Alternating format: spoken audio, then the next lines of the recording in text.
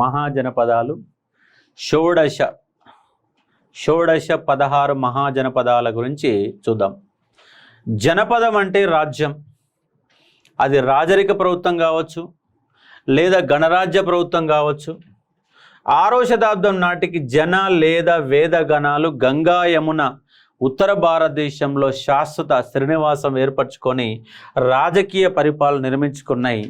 ఆ 16 మహాజనపదాలకు సంబంధించినటువంటి ఒక మహా సామ్రాజ్యమే మగధ సామ్రాజ్యం. ఆ మగధ సామ్రాజ్య విజృంభణ తర్వాత మనకు ఒక 4 వంశాలు ప్రధానంగా పరిపాలన చేసినాయి. ఒకటి అర్యాంక వంశం, శిశునాగ వంశం లాంటి అంశాల గురించి మనం డిస్కస్ చేసి ఒక ప్రయత్నం చేద్దాం. ముందుగాల మనము ఒక 16 మహాజనపదాలని ఎట్లా గుర్తుపెట్టుకోవాలన్న దానిపైన మీకు చెప్పే ఒక ప్రయత్నం చేస్తాను. చూడండి, 16 మహాజనపదాలు ఎట్లా గుర్తుపెట్టుకోవాలా? ఒకటే గుర్తుపెట్టుకోండి. మనకు 4 గుర్తులు ఉన్నాయి. 4 గుర్తులు ఉన్నాయి.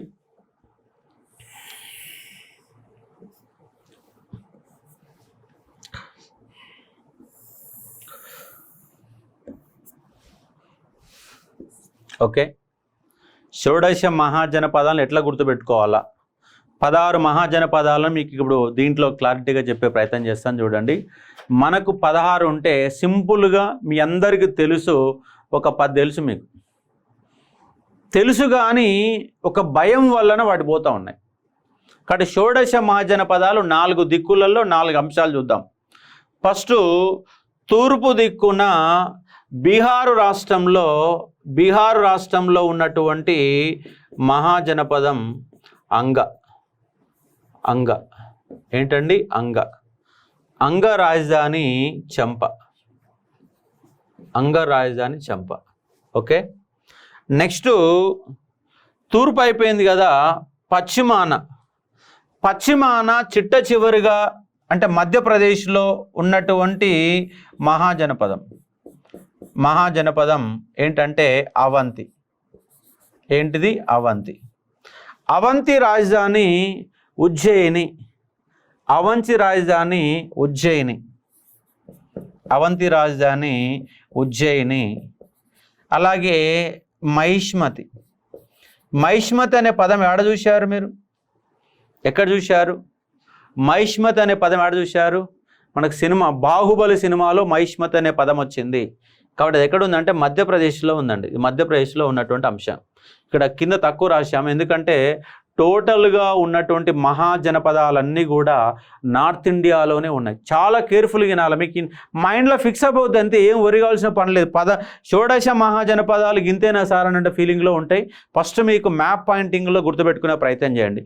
తూర్పు, పశ్చిమం, అలాగే ఉత్తరంలో టోటల్గా ఆఫ్ఘనిస్తాన్ అండ్ పాకిస్తాన్ వాయువ్య భారతదేశంలో మనకు 16 మహాజనపదాలు ఉన్నాయి. వాటిని ఏమంటామంటే కాంబోజా అండ్ గాంధార. చిట్ట చివరిగా ఉన్నటువంటిది కాంబోజా,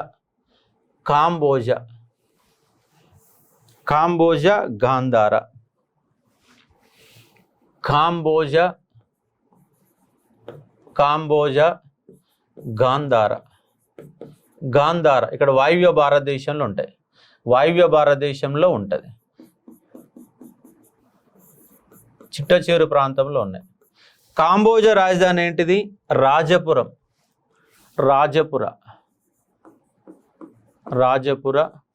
తక్షశిల భారతదేశంలో మొట్టమొదటి విశ్వవిద్యాలయంగా పేర్కొన్నాక తక్షశిల. వాయువ్య భారతదేశంలో ఇదేమో పాకిస్తాను, అదేమో ఆఫ్ఘనిస్తాన్. ఓకే, అయిపోయింది కదా.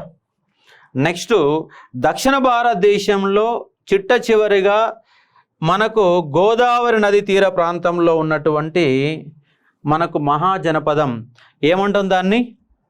ఏంటమ్మా లాస్ట్కుంది? అస్మక. అందరు గుర్తుపెట్టుకునే చిన్నది ఈజీ గుర్తుండేది అస్మక.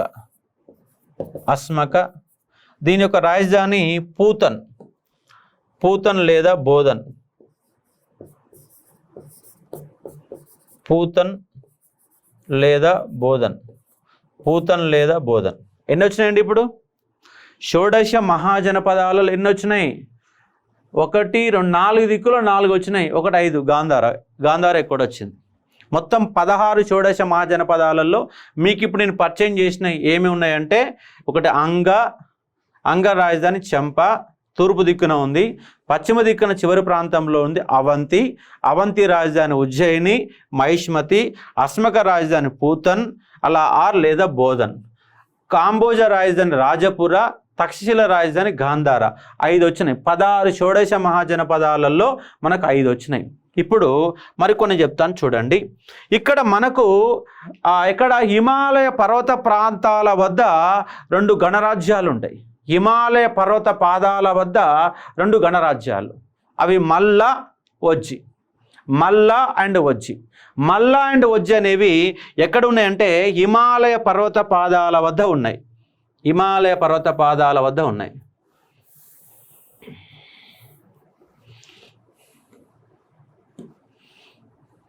హిమాలయ పర్వత పాదాల వద్ద, హిమాలయ పర్వతాలు అనుకోండి, ఇవి హిమాలయ పర్వతాలు అనుకోండి.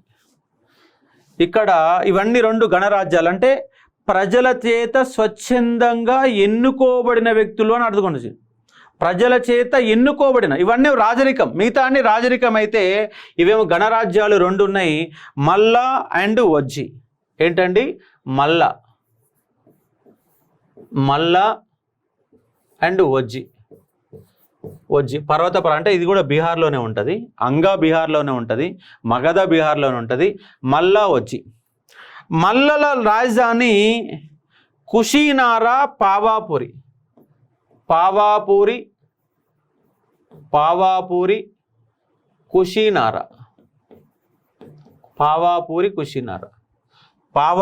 కుషీనారా, అయిపోయింది కదా. ఇప్పుడు ఎన్ని వచ్చినాయి? ఇప్పుడు 5 2 7 అయినాయి. మళ్ళా 2 గణరాజ్యాలు హిమాలయ పర్వత పాదాల వద్ద ఉన్నాయి. మల్లుల రాజధాని పావాపూర్లో పుట్టింది ఎవరు? జైన మత స్థాపకుడైన వర్ధమాన మహావీరుడు పుట్టింది పావాపూర్లో పుట్టిండు. కుషీనారాలో చనిపోయాడు. కుండలో పుట్టిండు, పావులో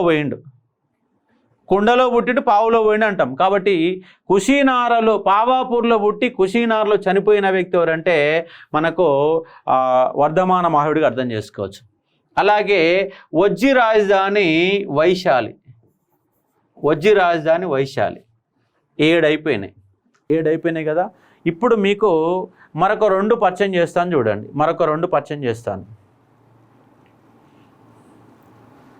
ఇక్కడ కాశీ, వారణాసి, అలాగే కోసల, ఈ 2 రాజ్యాల మధ్య నిరంతర యుద్ధాలు. Kosala and Kashi and Kosala. కాశీ రాజధాని వారణాసి. వరుణ ఆసి 2 నదులండి. వరుణ ఆసి అనే 2 నదుల మధ్య ప్రాంతమే కాశీ. వారణాసి హిందువుల యొక్క పవిత్రమైన గ్రంథం. భారతదేశంలోనే మొట్టమొదటి దేవతల నగరంగా, హిందువులకు పవిత్రమైన భూమిగా పిలువబడేది ఏంటంటే కాశీ రాజధాని వారణాసి. కోసల రాజధాని 2 ఉన్నాయి. ఏమున్నాయంటే శ్రావస్తి, కుషావతి. ఇక్కడ మనకు గంగా నది 2 పాయలు చేస్తుంది. దానివల్ల దీనికి 2 రాజధానులు శ్రావస్తి, కుషావతిగా మనం పిలిచే ఒక ప్రయత్నం చేస్తాం కాబట్టి అర్థం చేసుకోవచ్చు. కాబట్టి రాజధానులు శ్రావస్తి, కుషావతి, కాశీ, కోసల. అలాగే మనకు అన్నిటికంటే ఒక బలమైన రాజ్యం, మొత్తం భారతదేశాన్నే ప్రభావితం చేసి చివరికి మౌర్యులు కానీ, నందవంశం కానీ, అర్యాంగ వంశం కానీ, శిశునాగ వంశం కానీ, ఈ వంశాలన్నిటికీ మూలమైన బలమైన సామ్రాజ్యం మగధ సామ్రాజ్యం. ఇది కూడా మనకు బీహార్లోనే ఉంటుంది. ఏంటండి? మగధ.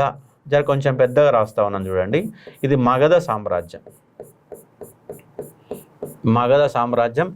ఈ మగధ సామ్రాజ్యానికి రాజధానులు మగధ సామ్రాజ్యానికి రాజధానులు గిరివ్రజం,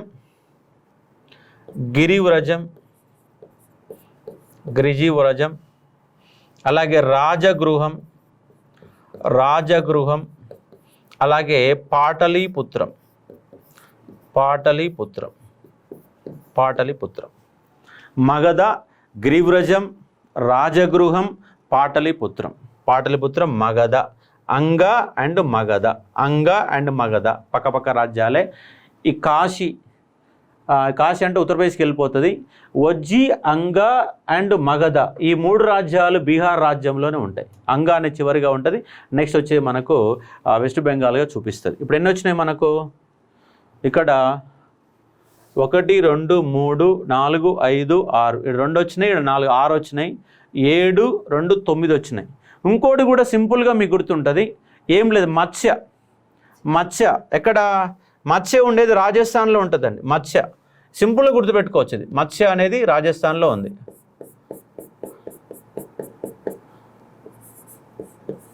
మత్స్య. ఇది దీని రాజధాని ఏంటంటే విరాట నగరం. ఎందుకంటే మనకు పాండవులు అనే వాళ్ళు పోయి విరాట నగరం రాజు కొలువులో వీళ్ళు అజ్ఞాతవాసం చేస్తారు. అది మీకు తెలుసు కాబట్టి విరాట నగరం. విరాట నగరం ఎక్కడంటే రాజస్థాన్లో ఉంటాయి. విరాట నగరం. మొత్తంగా ఎన్ని వచ్చినాయండి? 10 వచ్చినాయి. ఇంకా 6 కావాలి మీకు. 6 కావాలి, ఇంకా 6 కావాలి. కాబట్టి ఒకసారి మనము చూసే ప్రయత్నం చేద్దాం. ఈ 10 అయితే మీరు గుర్తుపెట్టుకోవాలి. ఈ 10 మీకు గుర్తుంటాయి, మీకు తెలిసినాయి. తెలుసు కానీ తెలవలేదు అనుకుంటున్నారు. తెలుసు మీకు. ఒకసారి చూడండి. తూర్పున అంగ ఉన్నది, అంగ రాజధాని చంప. తర్వాత మగధ ఉంది, మగధ రాజధాని గిరివ్రజం, రాజగృహం పాటలీపుత్రం. అలాగే కోసల రాజధాని శ్రావస్తి, కుషావతి. కాశీ రాజధాని వారణాసి. మల్ల అండ్ వజ్జి గణరాజ్యాలు పావాపూరి, కుషీనారా. వజ్జి రాజధాని వైశాలి. అవంతి మధ్యప్రదేశ్లో ఉంది, అవంతి రాజధాని ఉజ్జయిని, మహిష్మతి. అలాగే మత్స్య రాజధాని విరాటనగర్ రాజస్థాన్లో ఉంది. అలాగే ఆఫ్ఘనిస్తాన్లో కాంబోజా, అలాగే పాకిస్తాన్లో గాంధార, గాంధార రాజధాని తక్షశిల. మొత్తంగా 10 వచ్చినాయి. ఇప్పుడు మీకు మళ్ళా తెలిసినటువంటి మరొక అంశం, మీకు తెలిసినటువంటి అంశం ఏంటంటే కురు రాజ్యం. కురు రాజ్యం. కురు ఎక్కడ ఉంటుందంటే Meerut and Delhi and UP మధ్య ప్రాంతంలో ఉంటుంది. కురు ఏ రాజ్యం అండి? కురు ఏమంటాం మీ అందరూ తెలుసు. ఎందుకంటే హస్తినాపురం, ఇంద్రప్రస్థం అనే రాజధానులు. హస్తినాపురం, ఇంద్రప్రస్థం అనేవి రాజధానులు. హస్తినాపురం కొంత టైం పడుతుంది, కొంచెం ఓపిక తినండి. ఇంద్రప్రస్థం, హస్తినాపురం, ఇంద్రప్రస్థం. వాస్తవంగా అశోక్ సార్ ముందుగాల టీచ్ చేసింది ఇండియన్ హిస్టరీ. గత మూమెంట్లో బాగా నాకు బిజీ అయిన కారణంగా మూమెంట్ చెప్పడానికి టైం సరిపోలేదు. దానివల్ల అశోక్ సార్ అంటే ఉద్యమ చరిత్ర చెప్తాను. కానీ ఉద్యమ చరిత్ర కంటే నేను నాకు ఓపికతో చేస్తే ఇండియన్ హిస్టరీ మీకు అద్భుతంగా చెప్తాను, తెలంగాణ చెప్తాను. హిస్టరీ మొత్తంగా సబ్జెక్టు పైన గ్రిప్ ఉన్నటువంటి వ్యక్తిని కాబట్టి ఒరిగాల్సిన పని ఏం లేదు. హస్తినాపురం, ఇంద్రప్రస్థం, కురు రాజధాని. కాబట్టి ఇంతవరకు వచ్చేసింది. ఇప్పుడు మీరు చూడండి, ఇంకోటి చేది మధ్యప్రదేశ్లోనే ఉంటుంది. చేది రాజధాని శుక్తమతి. చేది మధ్యప్రదేశ్లోనే ఉంటుంది. ఈ తెలంగాణ, ఇది మధ్యప్రదేశ్ అనుకోండి. రాద్దాం. చేది రాజధాని బుందేల్ఖండ్ లాంటి ప్రాంతాల్లో ఉంటుంది. చేది రాజధాని శుక్తమతి. చేది రాజధాని శుక్తమతి. ఈ 2 వచ్చిన ఇంకొక 3-4 దగ్గర మీకు కన్ఫ్యూజ్ అనేది వస్తుంది. ఇక్కడ దాకా మీరు సింపుల్గా గుర్తుపెట్టుకోవచ్చు. కురు రాజధాని హస్తినాపురం, ఇంద్రప్రస్థం. చేది రాజధాని శుక్తమతి. అలాగే శూరసేన, కాంపిల్య, శూరసేన, మధుర లాంటి అంశాలు కనబడతా ఉన్నాయి. ఆ 2 చూడండి. ఇంకోటి వజ్జి రాజధాని వైశాలి. వజ్జి రాజధాని వైశాలి వచ్చేసింది. ఇంకేమున్నాయి మనకు? అవంతి వచ్చేసింది, గాంధార వచ్చేసింది. నెక్స్ట్ మనకు చేది వచ్చింది. వత్స ఇక్కడ ఒక వత్స రాసుకోండి. వత్స రాజధాని కౌశంబి. వత్స రాజధాని కౌశంబి. వత్స రాజధాని కౌశంబి. అలాగే శూరసేన రాజధాని మధుర. శూరసేన ఇక్కడ రాద్దాం. ఉత్తరప్రదేశ్లో ఉంటుంది. శూరసేన.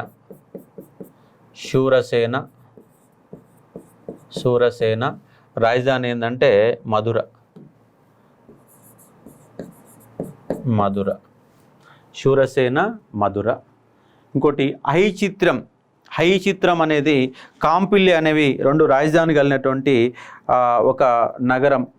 పాంచాల ఏంటంటే పాంచాల, ఇది ఒకటే కన్ఫ్యూజ్ ఉంటుంది. పాంచాల ఇక్కడ పాంచాల, కురు ఈ 2 పక్క పక్కనే అనుకోండి, ఇది కొంచెం పైకి రావాలి రాసినాం కాబట్టి పాంచాల. పాంచాల.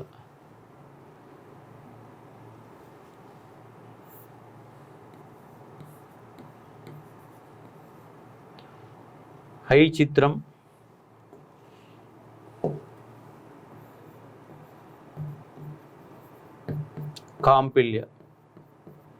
కాంపిల్య రాజధానులు వచ్చేసిన. ఇంకో అనొచ్చిన బాబు ఇంకొనే కాశీ, కోసల, అంగ, మగధ, వజ్జి, మల్ల, చేది, వత్స, కురు, పాంచాల, మత్స్య, శూరసేన, అస్మక, అవంతి, గాంధార, కాంబోజ ఇవి మొత్తంగా ఉన్నటువంటి పాంచాల వచ్చింది. పాంచాల వచ్చేసింది, అన్నీ వచ్చేసినాయి. ఇప్పుడు చూడండి లెక్క వచ్చిందా లేదు చూద్దాం ఒకసారి.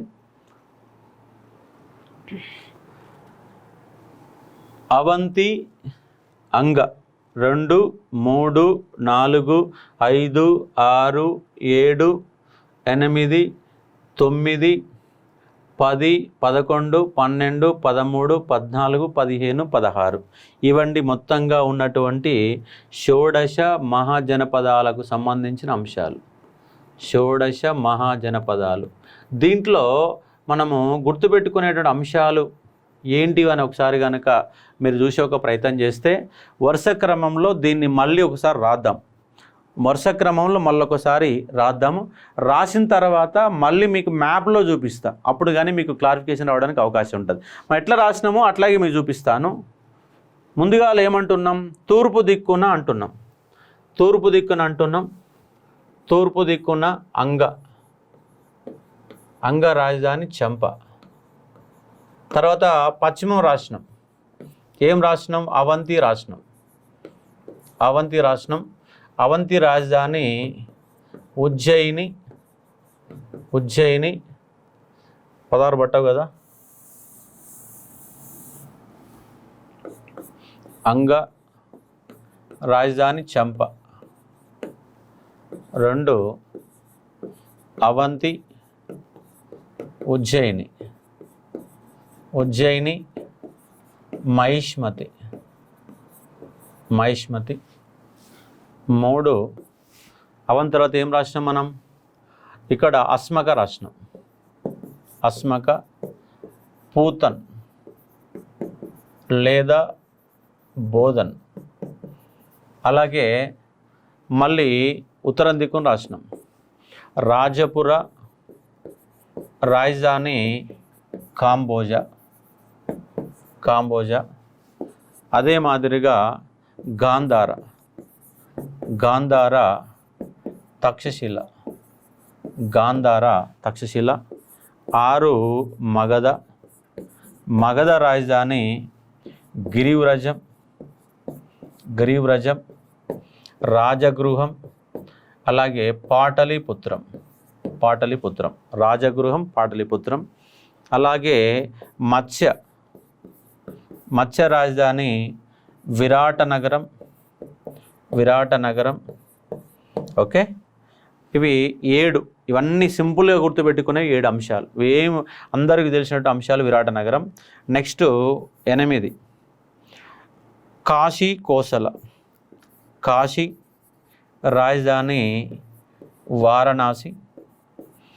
కోసల శ్రావస్తి,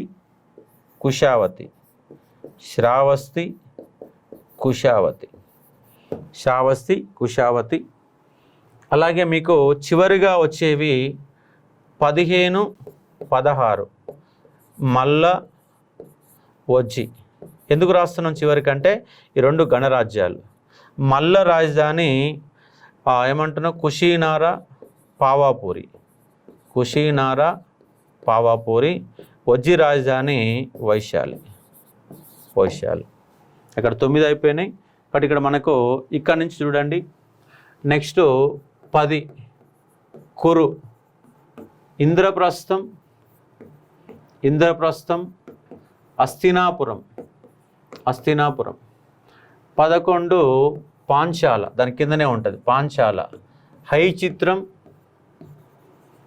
కాంపిల్యం. నెక్స్ట్ శూరసేన ఏంటిది? మధుర. అలాగే వత్స రాజధాని కౌశంబి. అలాగే చేది రాజధాని శుక్తమతి. 1-2 సార్లు గట్టిగా ప్రయత్నం చేయండి. వచ్చిందిగా కాంబోజ, రాజపుర, కాంబోజ వచ్చేసింది. సారీ, అటు ఇటు వచ్చిందా? ఓకే, కాంబోజ రాజధాని రాజపుర, అటు ఇటు వచ్చింది. Okay, right. ఇవి మొత్తంగా ఉన్నటువంటి 16 షోడశ మధ్యపానాలు. 1 నిమిషం కనుక మీరు ఓపికతో చూస్తే సింపుల్గా వచ్చేస్తే పెద్ద కష్టం ఏమి కాదు. కాకపోతే ఏంటంటే మనం టైం కేటాయించాం, ఆగమాగం చేసుకుంటాం. అక్కడ ఎక్కడైతే మీకు ఇబ్బంది ఉందో ఆ ఇబ్బంది ఉన్న దగ్గర సింప్లిఫై చేసుకోండి, సింపుల్గా సరిపోతుంది. ఇది మీకు ముందుగాల నేను సొంతంగా తయారు చేసుకున్న ఒక మ్యాప్. ఇప్పుడు మీకు అసలైన మ్యాప్ చూపిస్తా చూడండి. అసలైన మ్యాప్ రాసుకుంటారు ఎవరన్నా?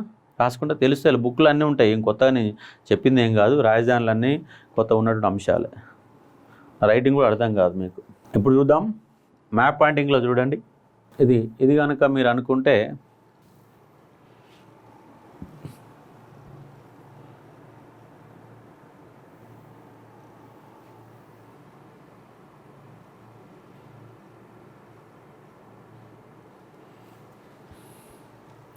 ఇప్పుడు చూడండి,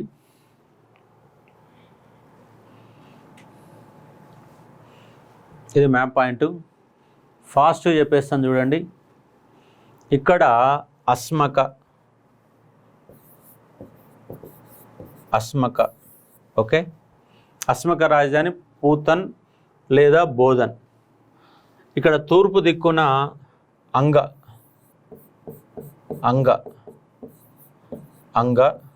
రాజధాని చంప. అలాగే మగధ రాజధాని రాజగృహం, పాటలీపుత్రం. ఇక్కడ మల్ల కుషినార పావాపురి, ఇది వజ్జి. ఈ రెండు ఏంటివి? ఈ 2 గణరాజ్యాలు, పర్వత పాదాల వద్ద గణాలన్నీ కలిపి ఎన్నుకున్నటువంటి అంశాలు గుర్తుపెట్టుకోండి. ఇక్కడ కాంబోజ, గాంధార.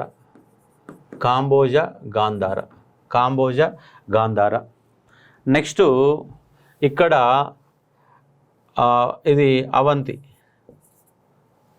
మధ్యప్రదేశ్ కాబట్టి ఇక్కడ వస్తుంది అవంతి.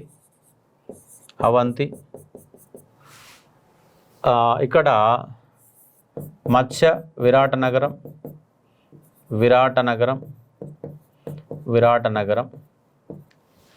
అలాగే ఇక్కడ కాశీ,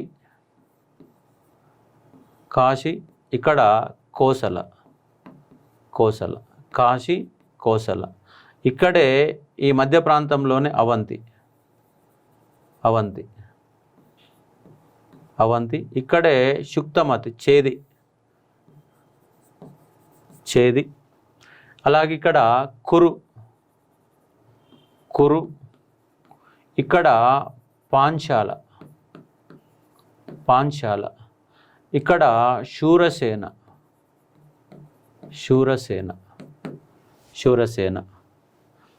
ఇక్కడ ఏంటిది? శూరసేన. వచ్చేసినట్టు అన్నీ వచ్చేసినాయి, ఇంకా మిస్ అయినాయి. ఇవి ఉన్నటువంటి అంశాలుగా అర్థం చేసుకోవచ్చు. ఓకే, ఇట్లా మీరు మ్యాప్ పాయింట్ తీసుకొని ప్రయత్నం చేయండి, ఈజీగా ఉంటుంది. జస్ట్ అంతే, ఇట్లా మన మైండ్లో సెటప్ చేసుకుంటే బిట్ రావడానికి అవ్వదు, లేదంటే బిట్లు పోతాయి. ఇప్పుడు చూడండి, ఇది మీకు నెట్లో కూడా దొరుకుతుంది. ఇది చూడండి, ఇది కాంబోజ, గాంధార, కురు, పాంచాల, మత్స్య, అవంతి, చేది. అలాగే ఇదేంటి? శుక్తమతి, శూరసేన, కోసల, కాశీ, మగధ, అంగ, మల్ల అండ్ వజ్జి,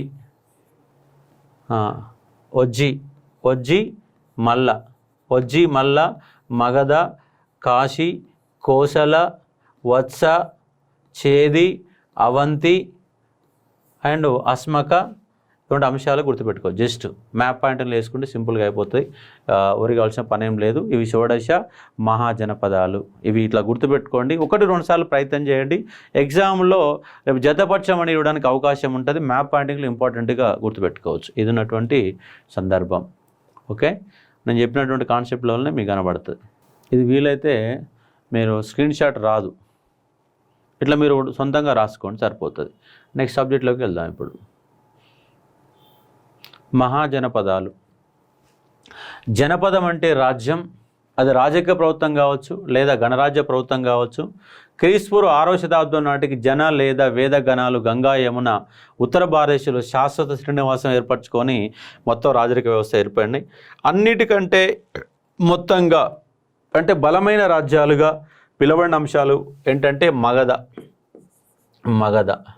ఈ మగధ రాజులే పక్కనే ఉన్నటువంటి కాశీ రాజ్యాన్ని ఆక్యుపై చేసుకున్నారు, కోసల రాజ్యాన్ని కూడా ఆక్యుపై చేసుకున్నారు, అంగరాజ్యాన్ని జయించిన అంశంగా అర్థం చేసుకోవచ్చు. మత్స్య అనేది విరాట రాజు కొల్లోకి సంబంధించిన అంశంగా కనబడుతుంది. అన్నిటికంటే ఒక బలమైన రాజ్యం మగధ. ఎందుకంటే మగధ ఎక్కడ ఉంది? బీహార్లో ఉంది. ఆ మగధ రాజ్య విజృంభణ ఎందుకు కారణమైంది? ఈ మగధ రాజ్య విజృంభణ గల కారణాలు ఏంటి? అంశాలు చూద్దాం. ఒక్కొక్క రాజ్యం గురించి 2 పాయింట్లు మీకు చెప్పే ప్రయత్నం చేస్తాను, చూసుకోవచ్చు. ఇక్కడ చూడండి, మరొక పాయింట్ ఏంటంటే మీకు ఆధార గ్రంథాలు బౌద్ధమత గ్రంథ అంగుత్తర నికాయ. అది గతంలో వచ్చిన క్వశ్చన్. ఇది షోడశ మహాజనపదాల గురించి ఏ గ్రంథం వివరిస్తుంది అంటే అంగుత్తర నికాయ అనే గ్రంథం వివరాలు ఇస్తుంది. ఇది గతంలో ప్రీవియస్లో వచ్చిన బిట్. అలాగే సుక్త నిపాత, అలాగే పాణిని యొక్క అష్టాధ్యాయ, పాణి రాసినటువంటి అష్టాధ్యాయ అనే గ్రంథం ఈ షోడశ మహాజనపదాల గురించి వివరిస్తుంది. మెగస్తనీస్ యొక్క ఇండికా కూడా, ఇండికా అనే గ్రంథం కూడా మనకు వివరిస్తున్న అంశంగా అర్థం చేసుకునే ఒక ప్రయత్నం చేయవచ్చు. ఇది ఉన్నటువంటి సందర్భం. మరొక అంశం ఏంటంటే మహాజనపదాల్లో గణరాజ్యాలు మల్లా వజ్జి. 16 మహాజనపదాల్లో దక్షిణాన ఉన్న ఏకైక మహాజనపదం అస్మక, రాజధాని పూతన్ బోధన్. మహాజనపదాల్లో ప్రాచీనమైన మహాజనపదాలు కురు పాంచాల. ఇవి ఢిల్లీ పరిసర ప్రాంతాల్లో ఉన్నటువంటి కురు పాంచాల అనేవి ప్రాచీనమైనటువంటి అంశాలు. అలాగే విదేశీ దాడులను ఎదుర్కొన్నటువంటి మహాజనపదం కాంబోజా అండ్ గాంధారగా. అలాగే మహాజనపదంలో అన్నిటికంటే 6లో ప్రధానమైన కేంద్రం ఏంటంటే కాశీ. 6లో ప్రధానమైన కాశీ. అందుకే పవిత్రమైన స్థలంగా, హిందువుల యొక్క పవిత్రమైన స్థలంగా చెప్పబడుతున్న అంశాన్ని ఇక్కడ మీరు అర్థం చేసుకునే ఒక ప్రయత్నం చేయవచ్చు. ఒక్కొక్క మహాజనపదం గురించి ఒక 2 పాయింట్లు మనము చూసే ఒక ప్రయత్నం చేద్దాం. షోడశ మహాజనపదాలు 16 ఉన్నాయి. దాంట్లో 14 మహాజనపదాల్లో రాజరికం ఉంటే 2 మాత్రం గణతంత్రం ఉంది. ఆ గణతంత్రం ఉన్నటువంటి రాజ్యాలు పర్వత రాజ్యాలు. ఆ పర్వత రాజ్యాలు అండ్ మల్లా అండ్ వజ్జి అన్న అంశంగా గుర్తుపెట్టుకునే ఒక ప్రయత్నం చేయవచ్చు. మొట్టమొదటి రాజ్యం అంగ. దీని రాజధాని చంపానగరం. ఇది నేటి బీహార్లోని బగల్పూర్, మాంగీర్ జిల్లాలకు చెందిన ప్రాంతం. ఇది గంగాన తీరంలో ఉండడంతో ఒక వాణిజ్య కేంద్రంగా వెలసిల్లినది. మగధ రాజ్యాల మధ్య నిరంతర యుద్ధాలు జరిగినాయి. ఎందుకంటే బీహార్లోనే 2 ఉంటాయి, పక్కపక్కనే ఉంటాయి. అండ్ మగధ 2 రాజ్యాలు ఉంటాయి. ఈ 2 మధ్య యుద్ధాలు జరిగి చివరికి బింబిసారుడు మొత్తం అరియాంక వంశంలో మొట్టమొదటి రాజు ఎవరంటే బింబిసారుడు. మొట్టమొదటిసారిగా సిద్ధ సైన్యాన్ని ఏర్పాటు చేసిన వ్యక్తి ఎవరంటే బింబిసారుడు. ఆ బింబిసారుడే మనకు అంగను జయించి ఇక మగధలో కలిపేశాడు. కాబట్టి మొట్టమొదటిసారిగా తన 16 షోడశ మహాజనపదాలు తన రూపాన్ని కోల్పోయిన ఒక రాజ్యం ఏంటంటే ఇది బీహార్లో ఉంది. అలాగే మనకు మగధ కూడా బీహార్లోనే ఉంటాయి. ఎందుకంటే బీహార్లో ఒకప్పుడు ఆడ గంగా యమున అలాగే అక్కడ ఉన్నటువంటి నదులు తీసుకొచ్చినటువంటి విస్తారమైనటువంటి సారవంతమైన భూములు ఉన్న కారణంగా అది బలమైన రాజ్యంగా మారింది. దాన్ని పరిపాలించిన వంశాలు కూడా అర్యాంక వంశం, శిశునాగ వంశం, నంద వంశం, మౌర్య వంశం లాంటి బలమైనటువంటి వంశాలు ఆ మగధ రాజ్య విజృంభణ కారణమైన అంశంగా గుర్తుపెట్టుకునే ఒక ప్రయత్నం చేయవచ్చు. ఇది ఒకటి అంశం. నెక్స్ట్ కాశీ. ఏంటంటే కాశీ రాజధాని వారణాసి. వరుణ ఆసి అనే 2 నదుల మధ్య ఉన్నాయి కాబట్టి ఇది వారణాసిగా మనం పిలుస్తున్నాం. కాబట్టి వరుణ ఆసి నదుల మధ్య ఉన్న ప్రాంతంగా పిలవచ్చు. వారణాసి అనే పేరు వచ్చింది. ఇది ఒక ధ్యాన కేంద్రం, హిందువుల యొక్క ధ్యాన కేంద్రం. కోసల అండ్ కాశీ, ఇంతకుముందు చెప్పాను మీకు, కోసల అండ్ కాశీ. ఇక్కడ కోసల ఉంటే ఇక్కడ కాశీ ఉంటుంది. ఈ 2 రాజ్యాల మధ్య నిరంతర సంఘర్షణ, యుద్ధాలు జరిగినాయి. చివరికి ఈ 2 రాజ్యాలను జయించింది ఎవరంటే మగధ జయించింది. దాంతో ఈ కాశీ కానీ కోసల కానీ 2 దాంట్లో కలిసిపోయిన అంశాలు అర్థం చేసుకోవచ్చు. బింబిసారుడు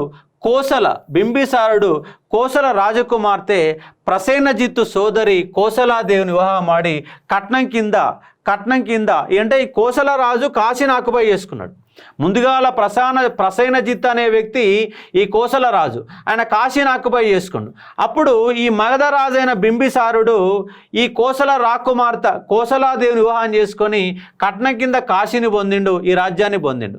తర్వాత కోసలని ఎవరు బింబిసారుడి కుమారుడు వ్యక్తి దీన్ని రాజ్యాన్ని మొత్తంగా ఆక్యుపై చేసే అంశాన్ని ఇక్కడ అర్థం చేసుకునే ఒక ప్రయత్నం చేయవచ్చు. కోసల దీని రాజధానులు శ్రావస్తి, కుశావతి అని పిలుస్తాం. అయోధ్య ప్రాంతంలో వెలిసినది. ఈ రాజ్యాన్ని సరయూ నది అంటే ఏ నది? సరయూ నది. అయోధ్య ఏ నది ఒకటి ఉందంటే సరయూ నది ఒకటి ఉంది. అందుకే 2 భాగాలు చేసింది.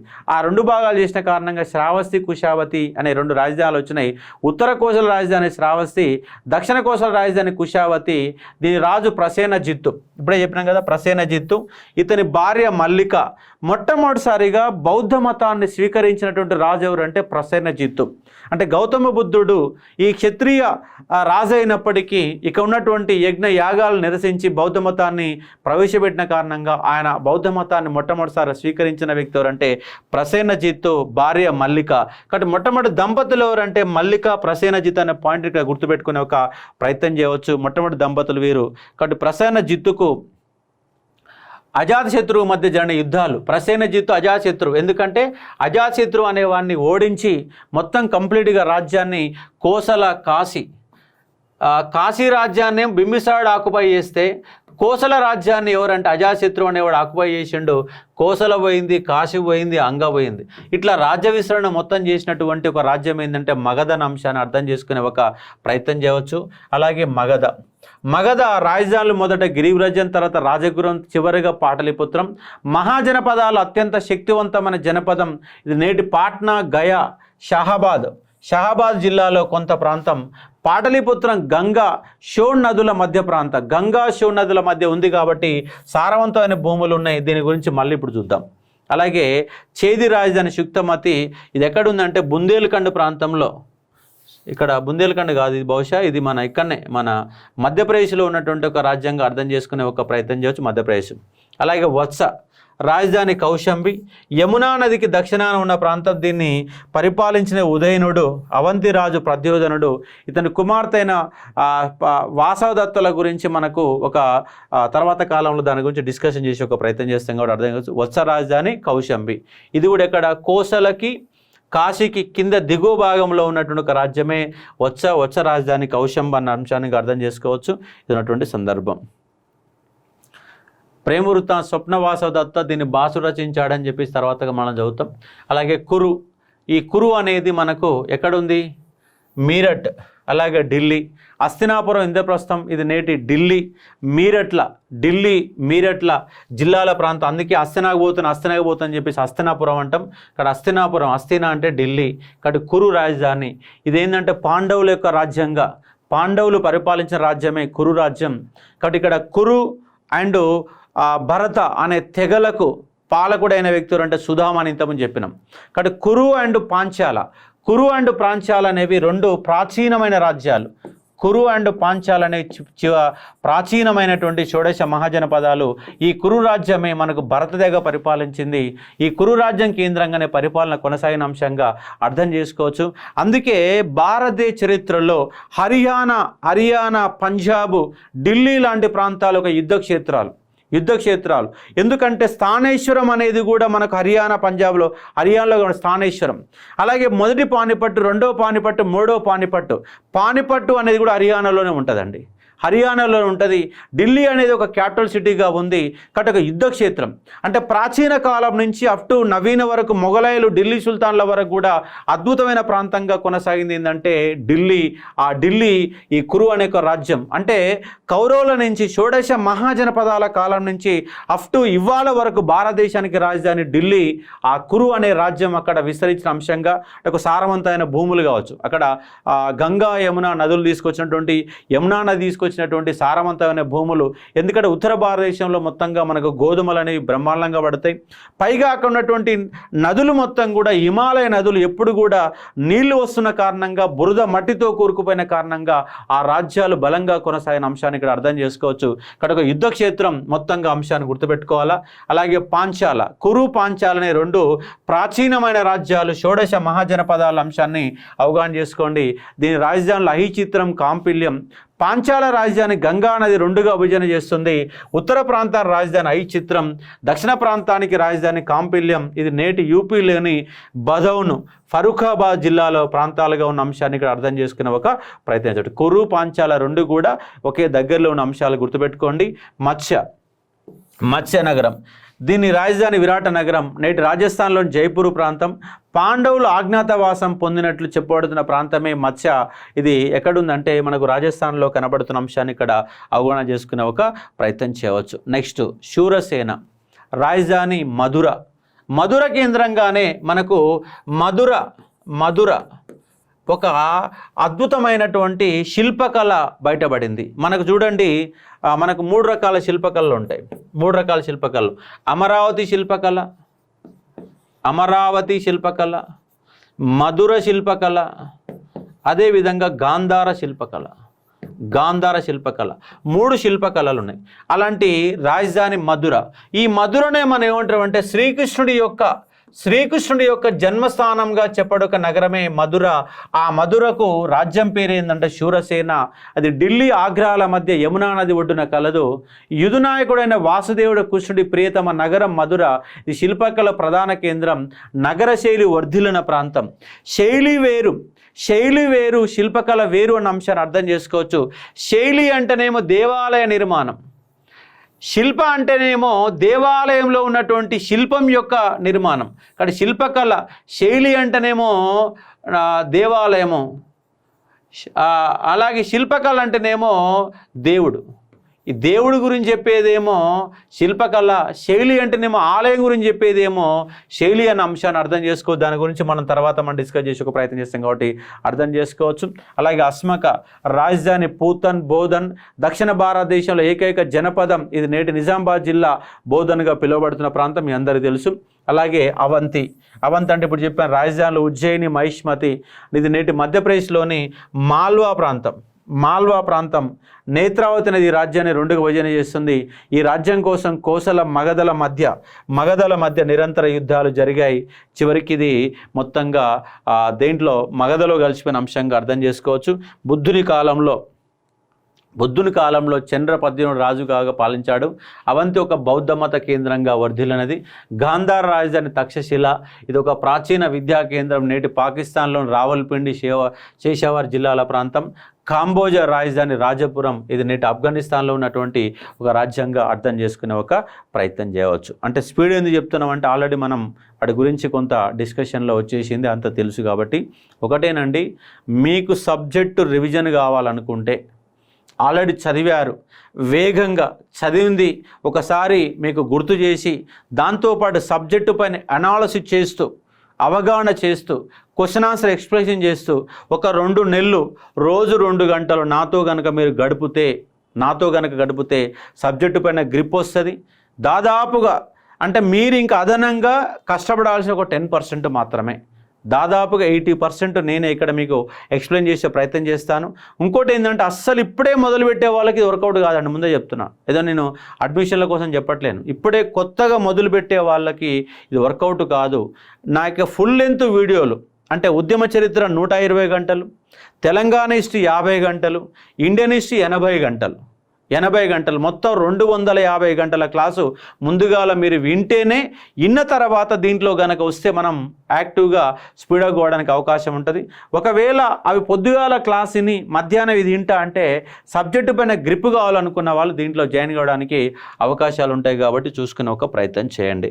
ఇప్పుడు మనము మగధ రాజ్య విజృంభణ, దాంట్లో పాటు 2 వజ్జీ గురించి మల్ల గురించి ఒక చిన్న పాయింట్ చూద్దాం.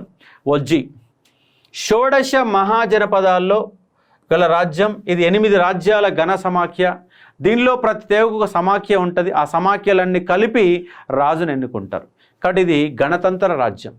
గణతంత్రం అంటే ప్రజల చేత ఎన్నుకోబడిన రాజ్యాలు 2, ఒకటి వజ్జీ, రెండోది మల్ల. కాబట్టి ఈ 2 రాజ్యాలకు వెళ్ళే మనకు బౌద్ధ జైన మతాల పుట్టుక ఈ గణరాజ్యాలకు వెళ్ళి వచ్చింది. ఎందుకంటే స్వేచ్ఛ ఎక్కువ ఉంది కాబట్టి, ప్రశ్నించే తత్వం ఉంది కాబట్టి ఆ 2 మతాలకు పుట్టినిల్లు, బౌద్ధ జైన మతాలకు పుట్టినిల్లు ఏంటివంటే వజ్జీ మల్ల అన్న అంశంగా అర్థం చేసుకోవచ్చు. కాబట్టి విదేహ జ్ఞాత్రిక వంశం ఎవరిది? వర్ధమానమాడు యొక్క వంశం జ్ఞాత్రిక వంశం. అలాగే లిచ్చవి రాకుమార్తె, అలాగే వజ్జీ ముఖ్యమైన సమాఖ్యలు. వీరందరిలో లిచ్చవులు బలవంతులు. వీరి రాజధాని వైశాలి. ఇదే రాజ్యం కూటమికి రాజధాని. విదేహ రాజైన జనకుడు గొప్ప వేదాంతి. జ్ఞాత్రికుల రాజధాని కుంద గ్రామం. కుంద గ్రామం వైశాలి రాజన్ చేతక తన కుమార్తె చెల్లెలను బింబిసారుడికి ఇవ్వడంతో దీని ప్రాబల్యం అడుగంటింది.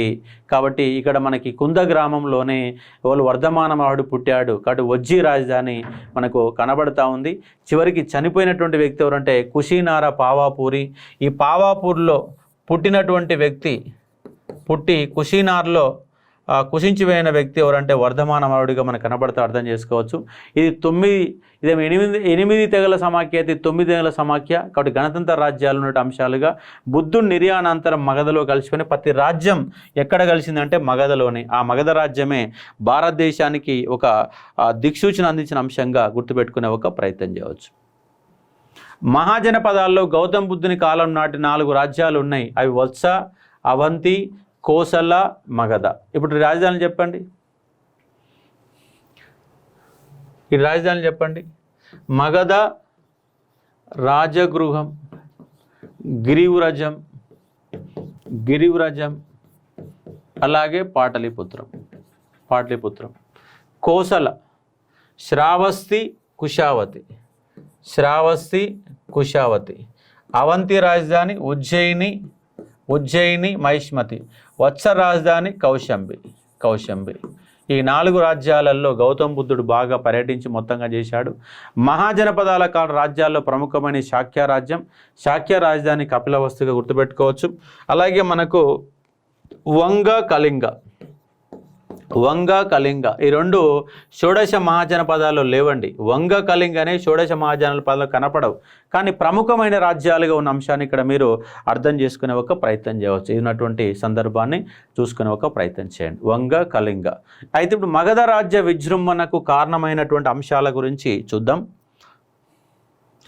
ఆర్యులు నిర్మించిన మహాజనపదాల్లో ఆర్థిక, రాజకీయ అన్ని అంశాల్లో ఆధిక్యత నెలకొల్పి భారతదేశ చరిత్రలో ఒక సామ్రాజ్యంగా గెలిచిన రాజ్యం మగధ. మహాజనపదాల మధ్య తీవ్ర సంఘర్షణ ప్రధాన కారణం గంగా, యమునా నది ప్రాంతాలపైన ఆధిపత్యం సంపాదించడమే. ఎందుకంటే అక్కడ ఒక బలమైన ఒండ్రు భూములు ఉన్నటువంటి సందర్భం, పంటలు బాగా పండుతాయి. కాబట్టి ఈ గంగా, యమున నదీ ప్రాంతాల ఆధిపత్యం కోసం జరిగినటువంటి సంఘర్షణలో చివరిగా నిలబడి గెలిచినటువంటి రాజ్యం ఏంటంటే మగధ. కాబట్టి వజ్జీ, కోసల, కాశీ వీటి మధ్య ఆధిపత్యం కొనసాగింది. చివరిగా మగధ రాజ్యం అనేది నిలబడిన అంశంగా అర్థం చేసుకునే ఒక ప్రయత్నం చేయవచ్చు. మరి మగధ ఎందుకు బలంగా ఉన్నది? మగధనే అన్ని రాజ్యాల కేంద్రమైంది. ఆ మగధ ఎందుకు బలంగా ఉన్నది అన్న అంశాలపైన కొంత మనం కాన్సెప్ట్ చూస్తే, ఇక్కడ దిగువన గంగా మైదానంపై ఆధిపత్యం రావడం, గంగానదిలో సారవంతమైన భూములు ఉండడం, దట్టమైన అరణ్యాలు ఉండడం, గంగానది పరివాహక ప్రాంతంలో ఇనుప ఖనిజ నిల్వలు ఉండడం. చూడండి, మీకు సింధు నాగరికతలో ఏం కనబడుతుంది అంటే రాగి కనబడుతుంది. కానీ మలివేదం వచ్చేసరికి మనకు దేనిపైన అంటే ఇనుము పైన ఆధిపత్యం వచ్చింది. ఎప్పుడైతే ఇనుము పైన ఆధిపత్యం వచ్చిందో వ్యవసాయ రంగ అభివృద్ధికి నాగలి అంటే మనము చెక్కతో చేసిన నావలితో దున్నాలంటే ఆ చెక్క ఇరిగిపోయేది. ఎప్పుడైతే ఇనుము కనుగొనబడిందో ఆ ఇనుముని నాగలికి అమర్చి దున్నడం స్టార్ట్ అయిందో అప్పుడు ఉత్పత్తి పెరిగింది. కాబట్టి భారతదేశ గమనం, ప్రపంచ గమనం వేగంగా అభివృద్ధి చెందడానికి గల ప్రధాన కారణం ఏంటంటే ఇనుమును కనుగొనడం. కాబట్టి మలివేద కాలంలో ప్రధానమైన ఆయుధాలన్నీ ఇనుముతో తయారు చేశారు. కాబట్టి గట్టిగా ఉన్నాయి.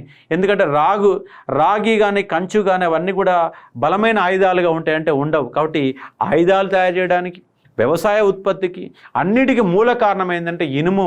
ఆ ఇనుము అనేది గంగా యమున తీర ప్రాంతాలలో బలంగా కనిపించిన అంశంగా అర్థం చేసుకోవచ్చు. ఇవి భౌగోళికపరమైన అంశాలు. భౌగోళికంగా ఏం కారణమైందంటే గంగా అండ్ అక్కడ నుండి నదీ తీర ప్రాంతాలు, సారవంతమైన భూములు, దట్టమైన అరణ్యాలు, పరివాహక ప్రాంతాలు, ఇనుప ఖనిజాలు. అలాగే ఆర్థిక అంశాలు ఏంటంటే భూమి శిస్తు, గంగానది జల రవాణా, వ్యాపార సుంకాలు ఇవన్నీ కూడా ఉపయోగపడే సందర్భంగా గుర్తుపెట్టుకునే ఒక ప్రయత్నం చేయవచ్చు. అలాగే వాయువ్య విదేశీ దండయాత్రలకు ఇక్కడ చూడండి కాంబోజా ఉంది, అలాగే గాంధార ఉంది. ఎప్పుడు విదేశీ దాడులు జరుగుతాయి అంటే ప్రపంచంలోనే ఎక్కువ దాడులకు గురైనటువంటి దేశం ఏంటంటే ఆఫ్ఘనిస్తాన్ అండి. ప్రతిసారి ఆఫ్ఘనిస్తాన్ విదేశీ దాడులకు గురైంది. అంటే అటు ఆసియా ప్రాంతానికి, ఇటు అంటే మధ్య ఆసియా ప్రాంతాలకు దగ్గరగా ఉండి ఎప్పుడు దాడులకు గురైన ఒక దేశం ఏంటంటే కాంబోజా. ఆ కాంబోజా ఒకప్పుడు ఇండియాలో భాగం, దాన్ని ఏమంటారు ఆఫ్ఘనిస్తాన్గా పిలుస్తున్నాం. ఈ కాంబోజా ఎప్పుడు దాడులకు గురైంది కాబట్టి అభివృద్ధి చెందలేదు. కానీ ఆ దాడుల దూరంగా హిమాలయ పర్వత సానువులు ఉంటే ఆ హిమాలయాలు దాటుకొని ఇక్కడికి వచ్చేసరికి చివరి ప్రాంతంగా మారిపోయింది, మగధ చివరి ప్రాంతంగా మారిపోయింది. దాని కారణంగా ఈ మగధ రాజ్య విజృంభణ జరిగింది. ఇక్కడ విదేశీ దండయాత్రల దూరంగా ఉండడం, ఆయుధాల తయారీ, గంగా యమున సోన్ గండక్ అనే నదుల మధ్య మగధ రాజ్యం ఉండడం, సహజంగా లభించే రక్షణ, ఎందుకంటే చుట్టూ నీళ్లు ఉన్నది కాబట్టి దాడులు చేయడం కష్టం, రాజధానులు పటిష్టంగా నిర్మించుకోవడం, ఏనుగుల లభ్యత, యుద్ధంలో ఏనుగుల మొదటిసారిగా ఉపయోగించినది మగధ పాలకుల అంశాన్ని ఇక్కడ అర్థం చేసుకునే ఒక ప్రయత్నం చేయవచ్చు. ఇవన్నీ కూడా ప్రధాన కారణాలుగా మారిపోయినాయి. ఇంకోటి ఏంటంటే రాజకీయ అంశాలు ఏంటంటే సమర్థమైన రాజులు ఎవరు వచ్చారు? అర్యాంక వంశం వచ్చింది, శిశునాగ వంశం వచ్చింది, నంద వంశం వచ్చింది, మౌర్య వంశం వచ్చింది. గొప్ప గొప్ప రాజులు వచ్చారు. పొలిటికల్గా బింబిసారుడు వచ్చిండు, అజాతశత్రువు వచ్చిండు, శిశునాగుడు వచ్చిండు. ఇలాన్నీ మొత్తంగా బలమైన రాజులు వచ్చి పరిపాలన చేసిన కారణంగా ఆ రాజ్య విజృంభణకు కారణమైంది. పటిష్టమైన పరిపాలన, దౌత్య సంబంధాలు, మగధ రాజ్యాలైన గిరివ్రజం, రాజగృహం, పాటలీపుత్రం. ఎందుకంటే గిరివ్రజం ఒక వనదుర్గం, అటవీ ప్రాంతంలో ఉంది. రాజగుహ స్థలదుర్గం, అలాగే పాటలీపుత్ర ఒక జలదుర్గం. ఇవన్నీ కూడా రక్షణ కవచాలుగా మారి మగధ రాజ్య విజృంభణ జరిగిన అంశాన్ని ఇక్కడ మీరు అవగాహన చేసుకునే ఒక ప్రయత్నం చేయవచ్చు. ఇది మగధ రాజ్య విజృంభణ గల కారణాలుగా మీరు అవగాహన చేసుకునే ఒక ప్రయత్నం చేయండి. ఇది ఉన్నటువంటి కాన్సెప్టు.